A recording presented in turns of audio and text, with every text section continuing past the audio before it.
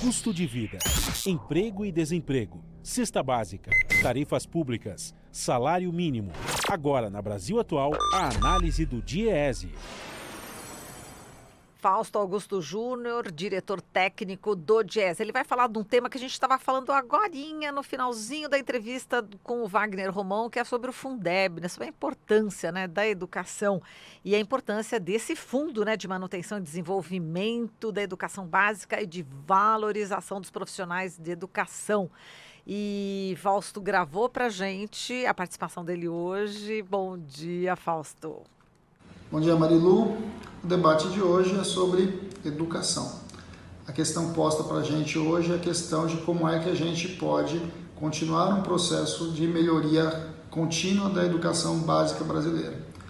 O Brasil tem como mecanismo principal de política educacional o Fundo de Manutenção da Educação Básica, o Fundeb. O que é o Fundeb? O Fundeb é um fundo que obriga estados e municípios a gastar um mínimo por aluno em cada região, em cada sala de aula ali.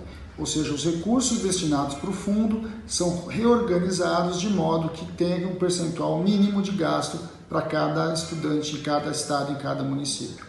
Além disso, o fundo permite uma equalização de recursos. O que é uma equalização de recursos? Quando o estado ou o município tem recursos insuficientes, cabe ao governo federal, ao orçamento da União, complementar esse recurso, ou seja, você garante que chegue por matrícula, por aluno, uma quantidade razoável de recursos, que minimamente vem proporcionando uma melhoria na qualidade da educação, apesar de todas as deficiências que nós sabemos e nós estamos cotidianamente brigando para que melhore. O fundo, ou seja, o Fundeb, ele também é um mecanismo que obriga estados e municípios a cumprirem um piso nacional do magistério, a terem um plano de carreira para professor, ou seja, a lógica de organização do sistema educacional brasileiro passa necessariamente pela reorganização do Fundeb. Qual que é o drama que nós estamos vivendo hoje?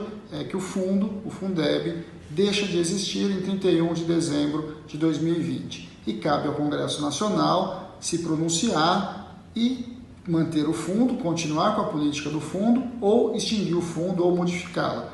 Esse debate está quente no Congresso Nacional hoje. A proposta tramitando, há discussões de partidos, discussão de governo, discussão de estados, discussão de municípios. Mas a sociedade precisa compreender o que é o fundo, precisa compreender a importância do Fundeb para a educação brasileira, para a educação dos seus filhos e brigar por ele.